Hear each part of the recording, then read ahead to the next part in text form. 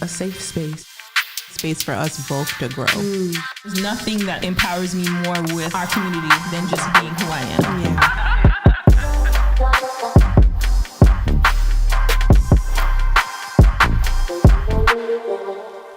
Hey y'all. Hey. What's up? So I'm so super excited to be here with you guys. I know we've been talking about doing this podcast for a little while. How y'all feel? Feeling good, nervous, excited. What about you? All of those things plus tired. It's a lot of planning, so very tired, yeah. That's what's up. I guess we first have to introduce ourselves. Who wants to go first? I mean, you're it. I'll go. We'll just go in order. Why not? So the first thing kind of representing just who I am as a therapist, right? So I've been doing mental health. I was actually in the substance abuse field for over 10 years, but mental health overall has been probably about 6. It may be longer, I might be lying. But anyways, but what made me kind of come into this field was my own mental health struggles and growing up and not understanding. I'm originally from the Caribbean, so West Indians don't have mental health issues. If you cry, you mad. like if you losing your mind, it's just a crazy man down the street. So that's how they all label it. So knowing myself led to me knowing other people and wanting to like gel and connect with them and really figure out why we are the way we are. You know, that's real. Tell the people your name. Oh yeah, I forgot my name. My bad. It's Shakima. Go ahead, call me Kima though. Right. Do not call me the full government name, but yes. Awesome. So I'm Tashara. I have been in the mental health kind of field since 2017. I went to school in a small town in Florida. It's called Fort Myers. So shout out to the Eagles. Go FGCU. We went to the same college. And I study social work, so I am a social worker. I love the field, and I went on to the clinical track, which means you can become an actual independent therapist. I have a real big passion for couples, working on people in their relationships with partners, friends, as well as families, and moms. Women who want to be moms, whether they're in their postpartum phase, they're in their prenatal phase, or they're in their infertility journey, or those who have unfortunately had some infant loss. So that's a little bit about me clinically. What about my dog to the right? Hey everybody, my name's Trina. I'm a licensed mental health therapist. I've been doing this since 2015. Currently have a private practice, and a lot of my work is centered around general mental health, so your anxiety and depression. Also, I have about 11 years of experience in substance abuse, and I specialize in something called sand tray therapy and inner child healing. And a big part of my beliefs are really centered around, my beliefs in my practice is centered around inner child healing. I believe we all got a little boy and a little girl inside of us calling the shots, so I do a lot of healing in that area. Okay. Kima talked a little bit about like how she got into mental health, and I think that was really cool. And I don't think that we really discussed that. What's your perspective? Like, did it call you? Did you call it? Like, yeah, that's a good point. I was born and raised Christian in the church. First person at the church, ready to serve the good Lord. So I think a big part of it, I've always kind of been a helper, right? Yeah. But then I grew up in a household with a mom who every Saturday she would get me and my sister together. We would sit on the couch and she'll be like, "What's going on? Yeah. How you feeling?" And then her favorite question is, "Anybody touch y'all?" So I grew up in an environment where there was a lot of freedom to express your emotions. Like, she set us down, and I never knew how that was nurturing me into being the person that I am today. So from that, I guess I just carried the spirit of a helper, and throughout high school, people would always come to me for their problems. And in high school, I was in the accounting program. So when I graduated, I was one certificate away from a CPA, When I got to college, oh, you didn't know that? Never knew that. Yeah. We'll talk offline because we've been friends and I've never known that, but whatever. Sorry. When I got to college, I was enrolled in the accounting program. And I think the second semester, I was just like, psychology. And from there, I got into this. So a little bit of like personal history, and then my educational journey just kind of pushed me along the way. Wow. So I don't know if I want to give my how I came to Jesus therapy story, because it has nothing to do with like my own mental health, and my mom was so great at talking about emotions. I wasn't getting paid enough after get my bachelor's degree. That's right. And I was like, I need more money. And actually, Trinity and I went to we were in the same ministry in our early 20s. And my pastor at the time, I was talking to him, who was like a spiritual father. And I was like, I don't know what I want to do, but I'm not making money. And this is ghetto.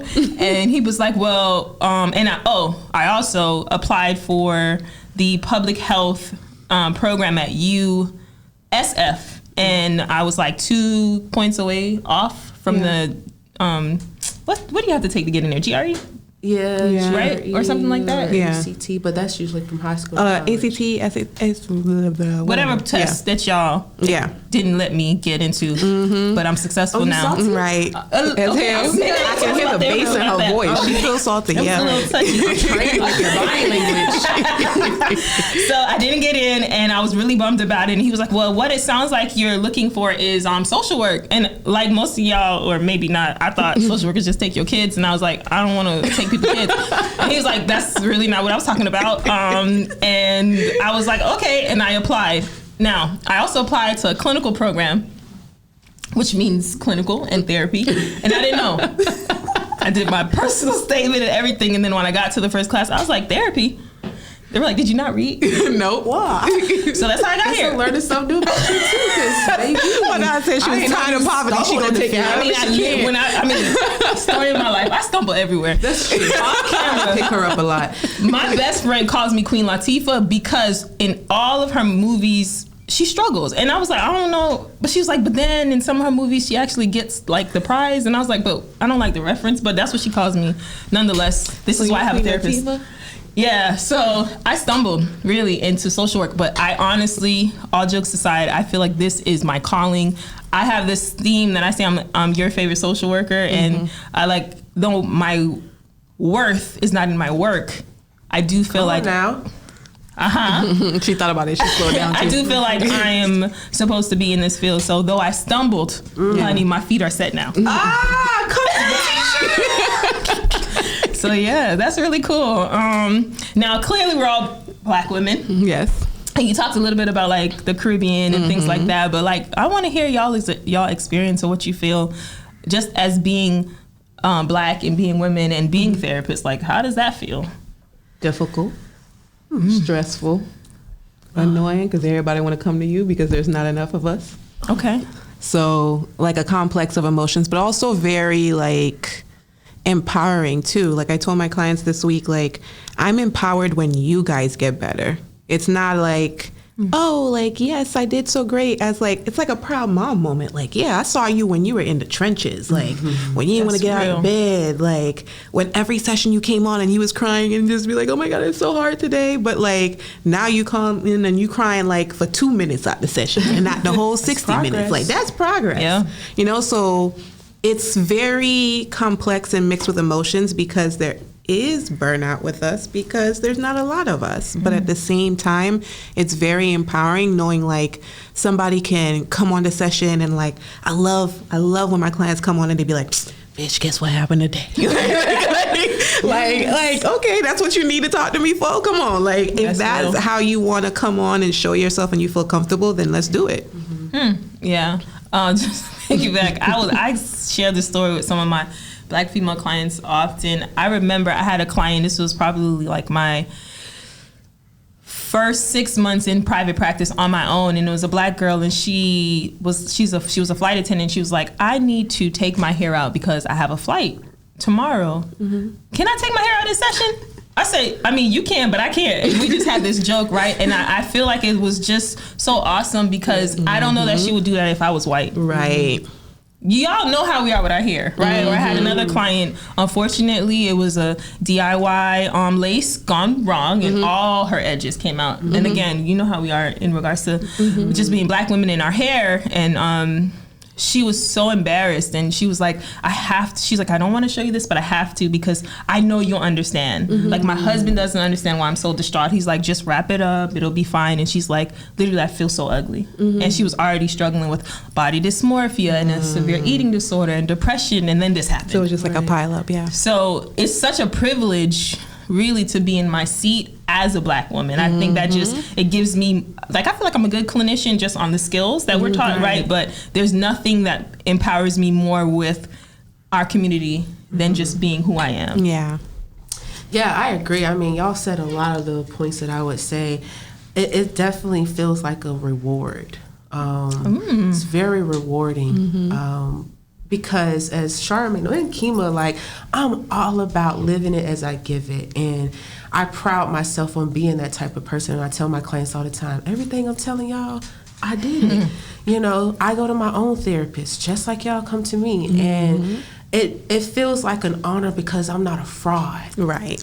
Like, I'm not a fraud. Like, I go to the doctors, I go to the dentist, and sometimes I'm like, well, are you doing the same treatment plan you teaching me? But I really enjoy it because, like, as I live it, I give it. I don't tell my clients anything that I wouldn't do. I don't tell my clients or educate them or encourage them from any standpoint that I wouldn't encourage myself. So it's a privilege to be an African-American therapist, but it's even more of an honor to be doing the work myself. That's awesome. I don't know. Go ahead. And I think that's where it comes like full circle too, because when you start doing the work on you, then you can really help people from a healed place. You can't help people from a hurt place. You know what I'm saying? So hell, I came from therapy and came here. Like, you know, like, so at the end of the day, it's just being able to have a space where you can truly be yourself and let out whatever frustration, sadness, whatever you're battling in a safe space, and then still be clear-minded enough and balanced enough to go give that part of yourself to other people. I think that's like a powerful thing to do.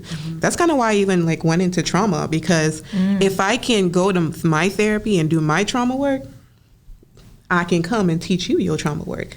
If I can know where I stumbled in my trauma work, I can tell you, yeah, you're going to stumble here. This going to be mad ghetto. You probably might be here for about 2.5 months. Just enjoy the ride. Fam. Yeah. Just enjoy it. It's going to get better, but just like stay in the ghetto for a little bit. You know, save some money, just chill, and then go to the next thing. So I think that's where it's like powerful when you're doing your own healing, you're able to, again, help from a healed place. Yeah. Like, do you really believe in the services you provided me? Right. You know what I mean? Like, nah. I also like to share with some of my clients, like, don't lead and bleed, because I don't do that either. Like, I've left jobs because it was an unhealthy, toxic environment, and my physical health was starting to decline, and then my mental health. So how do I hold space for you if I'm not okay? And I think because of how I rock just as a human being, like, I wouldn't want my providers, whether that's my therapist or my OBGYN or my personal trainer, whomever I'm going to for a service, to provide me something when they're struggling. Because you're a fraud. A big fraud. Right. And so I also, like you say, as I live it, I give it. Like, I really try to be that type of person. Yeah. Practicing self-care. Like, we all are in private practice. And I think that's a benefit too. So could I see 40 clients a week if I want to? 60 clients a week? Sure. Do I want to? Absolutely not. I don't even want to see half. I don't want to see half of y'all that I see now. Right. We love y'all, but y'all gotta go. And I only see it's the pause for me. I was like, should I say it? Yeah, we gotta say it. You know, I want to limit the amount of clients that I see even now, and I only see about 20 a week, just because our work is emotionally draining. It is. That's the reality. And to be effective, I think I need to have less, you know, and or relationships or my own personal struggles that I have. So if I am not okay, I am not working. Yeah. Point blank, period. That's how I feel. Yeah, I agree. I don't think it's anything else to really add to that. Yeah. Yeah. So with that being said, we talked a little bit about, again, like how we got into therapy and like drinking the Kool-Aid. Y'all care to talk about, do y'all go to therapy? Yeah. So, let's see. It all started with a divorce. It could all be so simple. It all started with a divorce. So I've actively, we could say active, because once a month count. That's active. It's active. That's active, yeah. Okay. So since 2017, same therapist, never switched, and I don't plan on ever getting rid of Claudia. Like, Auntie Claudia. Auntie Claudia get me right every time. Every time. Even if I don't have anything going on, right? Maybe this person ain't acting up, or my family may be good, and I just need a place to share, to explore. You know, I'm always writing down questions that are centered around self-discovery. So sometimes I might not have any traumatic thing going on in my life, but I write down questions like, you know what, I notice if somebody don't call me back in like 2 hours, my heart starts racing, or my hands start sweating, or my mind start wandering. I write that down because I don't want to be like that. Oh, toxic. Right? I don't want to be toxic. Yeah. Like, no, I don't want to be no fraud. Right. So I Come write on. that kind of stuff down, and it's just so, it's a breath of fresh air to have a safe space to just be me. And I'll be like, all right. She'd be like, so Trina, what do you want to talk about today? And I'd be like, Claudia. So I was talking to this guy, and like we was texting, and then like 2 hours went away, he ain't say nothing back, and like I started thinking, well, what if he doing this? What are we doing? I said I want to fix that, because whenever he get back to me, he get back to me, and we'll talk about what took so long, but it don't gotta impact my system. Yeah. I'm all about having my system at the basic level of just peace. Yeah. Amen. And when it's disturbed, we need to talk to Claudia. Amen. Damn. Well, me and Julie, it all started with a friend. Boy. No, it was just like a pileup of things. It was 2020. It was a friendship separation. It was a relationship. It was just family issues. It was just everything was compiled in 1 year. Plus, I had just went full time with my practice. So it was the constant, I'm going to go broke and I'm going to die. If my savings don't look like that, if it's $1 off, I'm going broke and I'm going to die. I don't love care it. what y'all say. Which one first? All of them. And then die, or But die and all then of get it. broke? Broke, die, broke, all of that. Like, whichever one come up first, it's going to happen, Fizz. Like, it's going to happen. And from there, it just kind of like all just went into a stumble of like life. And I learned and discovered myself by myself. Like, yes, I have her support. Yes, I have her guidance, but I never discovered myself by myself. I always thought my discovery was in whatever I was doing. So it was like, oh yeah, go get that master's. And you know what they say, like when a man leave you, sis come out with like 12 degrees, a house, a new job. That I was sis. I was sis. Hey, sis. So I didn't know how to just be by myself and really know myself, know what it was like to be triggered. I would be setting boundaries in an angry way as opposed to like a chill way. Now, listen, my family call me and they say things and I'll be like, listen, pick a struggle. You can't have both. Don't call me. Don't text. My phone be on Do Not Disturb. I'm queen of Do Not Disturb. Amen. Amen. Queen. Well, then she To the must point be. where I put the favorites in there and apparently they can't disturb me either. And that was okay. Like I wasn't mad. They mad, but I'm not. But I'm just with that journey. Like we did trauma therapy. I'm certified. Well, I'm not certified. Let me correct myself. I am trained in EMDR and so is my therapist. So we went through that journey actually together and just so many different things. Me going through that journey and going through like the range of emotions and then my clients going through that journey and going through a range of emotions. It was just like, you don't like it either, right? Me neither. What you doing to cope? Like you know, sometimes it was like good sharing, healing moments. So on my journey, I've gotten to a place now where even with all the stress I have incorporated and been through this year, I'm finally in a place in my life where I'm just like, if it happens, it happens. If it don't, it don't. I'm gonna set boundaries and I don't gotta be angry. Yeah. I can just be like, hey, you can be mad, you know, like feelings effects or whatever they call it now. So go ahead and have your feelings, but have it outside of my house. Like, you know, like I'm just more at peace with myself, and that's where my journey has taken me. Yeah, ease and motherfucking flow. Right. Yes. Right. I know that's right. And I'll just share a little bit too. So I started therapy in 2021. Well, you got to talk about when you started with me first. Okay. I was your first therapist. Trina was and still is, and honestly, I'm single, so I know that was like a sharp left. And I feel like whoever my future husband is, you owe this lady a lot of money. A lot. Cause she Listen, mine times 2. Girl, you gonna be a millionaire for us. I promised her a lot of money for the stress that she has caused, and she doesn't even send me an invoice. Wait, so the yes. stress I caused? I mean, sorry. Maybe that was my inner self coming Right. out. That's what it was. The stress that I caused her. Okay. Sorry about that. So yes, outside of her being my therapist probably since 2010, I actually started paying someone to hear my problems in 2021. Dr. Wynette Green, she's actually a marriage and family therapist, and I knew that I wanted to just be my healthiest self for relationships. Yeah. And I believe that the best relationships that we have is our friendships. People get divorced, relationships end, but typically your friendships are the relationships that last years and years and decades and decades. And so that's why I started and doing some just personal development and healing and all of these things. And I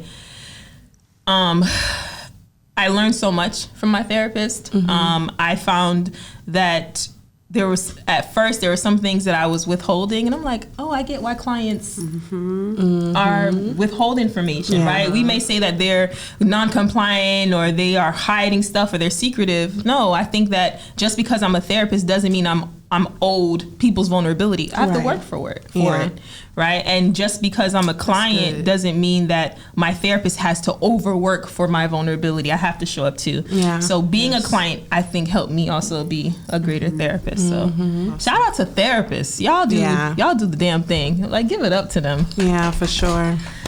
Well, I think that's Julie a fruit basket. Go ahead. Julie, you about to get a fruit basket. Right. She don't know that. We gonna hold you to it too, because you know me, I'm the no fraud queen. So. You said it. You said it. You gotta do it. Edible arrangements. Yeah, there it is. Julie, I got you, boo. There it is. Well, all right, I guess that's it, and I'll see y'all next episode. Yep.